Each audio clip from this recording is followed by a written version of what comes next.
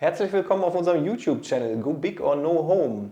Heute wieder mit der großartigen Shayri Lopez hinter der Kamera. Hola! Und mit mir, Georg Katern, vor der Kamera. Heute ist tatsächlich schon die zweite Folge.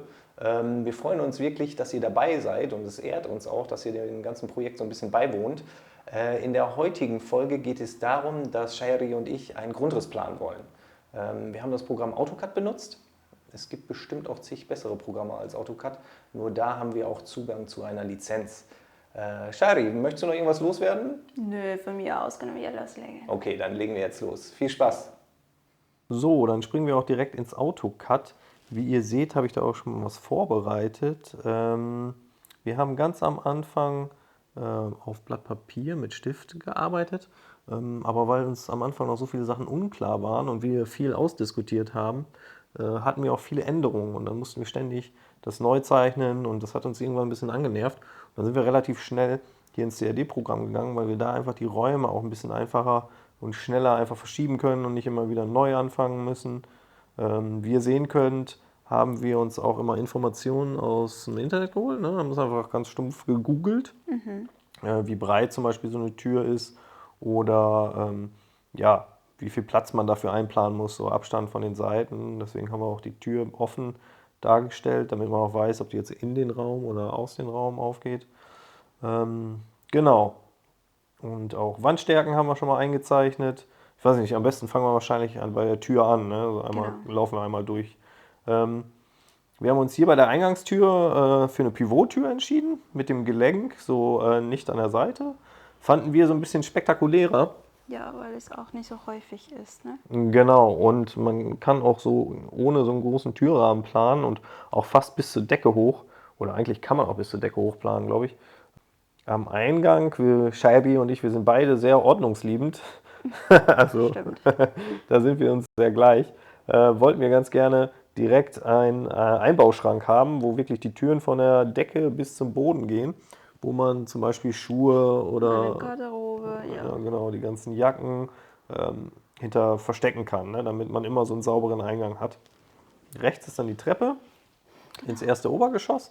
Und wenn man hier um die Ecke geht, kommt man direkt in dein Meine Lieblingszimmer. Bibliothek. Genau, dein Lieblingszimmer. Bibliothek und auch gleichzeitig Büro, weil du auch relativ viel am Schreibtisch sitzt. Ja, das stimmt. Und Ich lese ja auch gerne. ja, das auch. Und du lernst auch gern. Und deswegen alles so offen geplant, damit man dann einen super Blick hat auf den spektakulären Palmengarten. genau, Haus nachher ausmacht, dass man hier in der Mitte wirklich einen Palmgarten hat. Über dem Palmgarten soll dann ja, so ein Skylight auch sein, so ein Glasdach. Direkt von allen Seiten eigentlich auch von diesem Haus auf diesen Palmgarten gucken. Wie ihr später auch seht, auch erst aus dem ersten Obergeschoss ist da freie Sicht. Hier haben wir mal eine Version mit ein bisschen Wasser, weil der Philipp da auch seinen Teich kriegen soll. Genau. Und dann hoffen wir mal, dass der Philipp sich wohlfühlt. Genau, und dann kann man hier einmal so offen rumgehen. Hier hat man so eine Essgruppe. Was du schon hast. Ja, den Tisch hätte ich zum Beispiel Ja. schon mal vorbereitet. Ne? Eine Werkbank von einer Bäckerei. Stühle haben wir noch nicht. Dann hier Sofa und das Sofa steht genau gegenüber vom Mustang. Wie ihr seht, hat der Mustang nicht direkt ins Wohnzimmer geschafft, aber ich war schon fast, also ich war ja sehr nah dran, würde ich sagen. Ja, Ich kann mich damit auch anfreunden, dass da eine Glaswand dazwischen ist. Hier haben wir dann noch einen relativ freien Platz gehabt, so einen ungenutzten Raum.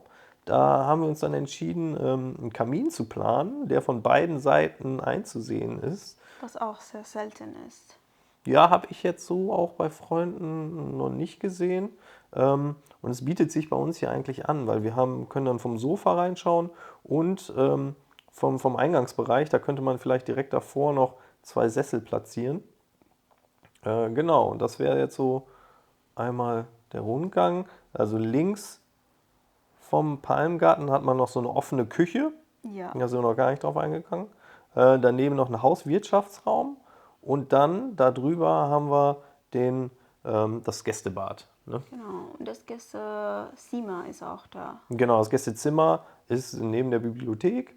Hat man so ein bisschen seine Ruhe. Ne? Ist auch nicht so weit zum Gästebad. Und deine Familie kommt, denke ich mal, dann würde häufiger auch zu Besuch kommen. Genau. Und dann ist es halt wichtig, wenn man ein eigenes Zimmer hat, dann fühlt man sich, glaube ich, auch ein bisschen wohler, wenn man so seinen eigenen Bereich hat und nicht einfach auf dem Sofa im Wohnzimmer übernachtet. Und vor allem, wenn alles offen ist, hat man ja gar keine Privatsphäre. Also das war auch sehr wichtig, da ein Gästezimmer zu haben. Dann kommt man hier hoch, geht über die Galerie, kommt direkt ins Kinderbadezimmer. War dir auch sehr wichtig. Genau. Ich habe da jetzt am Anfang der Planung nicht ganz so dran gedacht. Ja, du wolltest nur ein Badezimmer haben. Ja, aber ich dachte, das würde reichen. Aber wie man gleich sieht oder wie ihr jetzt seht, man hat hier das Elternschlafzimmer und direkt über dem Bett auch wieder so ein Skylight, weil du liebst es halt, Regen zu hören. Zu Ne? hören, ja. Und das, ja, und dann kannst du auch in die Sterne gucken und so. Das fanden wir ganz cool. Mal gucken, wie man das mit der Verdunklung macht. Ne? Dass man nicht immer gleich im Sommer um 5 Uhr morgens wach wird. Da müssen wir mal gucken. Ach ja, und da vorne kann man dann auch vom Schlafzimmer auf den Palmgarten gucken, weil die eine Wand komplett aus Glas sein soll. Ich glaube, das ist auch noch ein ziemlich cooler Effekt. Und dann geht man vom Schlafzimmer direkt ins Ankleidezimmer. Ich hätte fast gesagt, das ist dein Lieblingszimmer, aber Das ist aber nicht sehr dein, ne? das ist eher meins. Ja, vielleicht. Wobei ich glaube, die Werkstatt ist meins oder die Garage ist wahrscheinlich meins. Und dann kommt man ins Elternbadezimmer. Und war das Problem. Also die Kinder hätten immer durch das Schlafzimmer gehen müssen, um ins Badezimmer zu kommen. Und das war eigentlich, ja, das ist... Der Mitte der Nacht. Ja, das wäre schief gelaufen. Wie ihr hier seht, haben wir uns dann auch schlau gemacht, ne, wie weit so eine Toilette von der Wand entfernt sein müsste. Und ne, so ein BD hatten wir da geplant. Hier eine Doppeldusche. Fanden wir auch eine ganz gute Idee, weil wir uns morgens immer ungefähr gleichzeitig fertig machen. Ne? Wir stehen ja zur gleichen Zeit auf. Fanden wir so ganz cool, mal so eine Doppeldusche. Und hier die obligatorische freistehende Badewanne, die darf natürlich bei uns auch nicht fehlen. Ne? Ja, Ich weiß nicht, ich bin nicht so jemand, der oft badet, aber ich schon. ja, und vor allem, wenn man sie dann hat, nutzt man sie vielleicht auch ein bisschen öfter. Also hier kann man auch wieder auf den Palmgarten gucken. Und wir haben darauf geachtet, dass die Badezimmer alle beieinander sind, außer das Kinderbadezimmer. Das ist so ein bisschen ab vom Schuss. Und hier ein Gästebad und links haben wir noch einen Anbau geplant, also so eine Einliegerwohnung, die man vermieten könnte. Da Für liegen meine Praxis auch. oder für deine zukünftige Praxis, ja, könnte auch sein.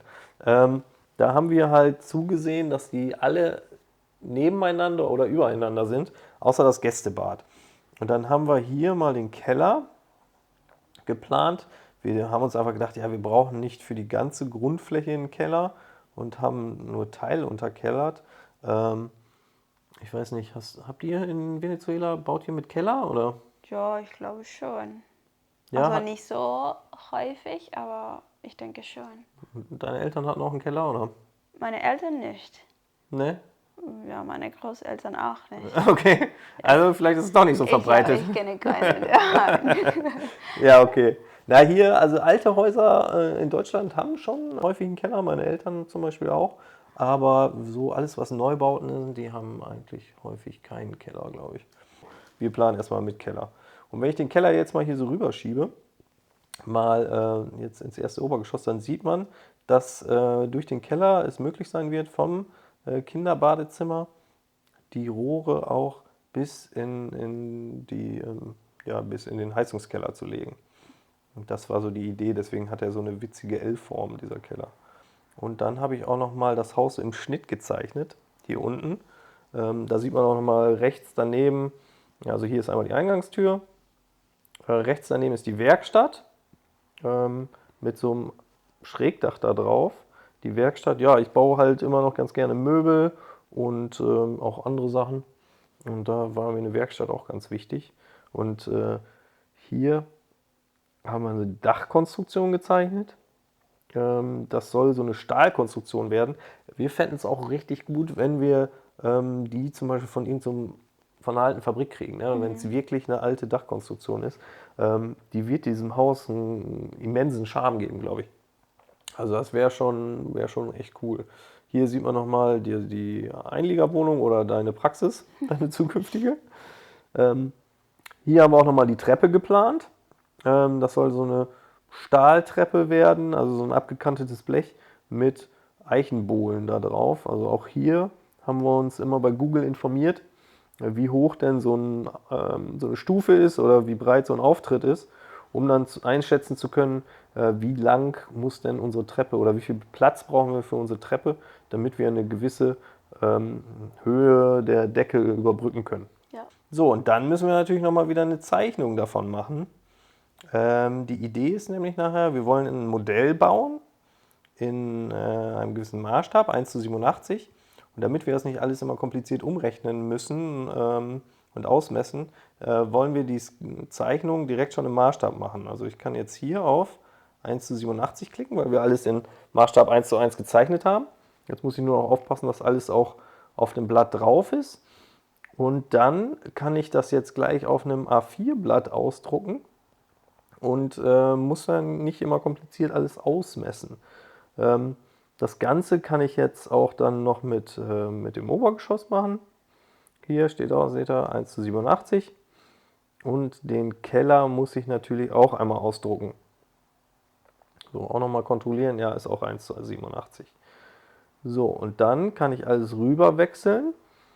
Dann muss ich jetzt hier oben einfach den Drucker auswählen und hier einfach das Blattformat und dann A4, genau, dann passt das auch mit der Größe. Quasi jetzt noch ausdrucken und dann haben wir es eigentlich schon. So, und dann sind wir tatsächlich schon am Ende der Folge angekommen.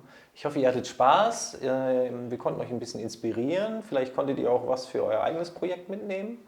Und wir hoffen, dass ihr beim nächsten Mal auch wieder dabei seid. Es geht darum, wir werden anfangen, den Modellbau zu planen. Wir wollen wirklich so ein kleines Häuschen davon bauen. Und ja, im nächsten Monat geht es weiter. Ich hoffe, ihr seid wieder dabei. Habt noch einen schönen Abend. Tschüss. Tschüss.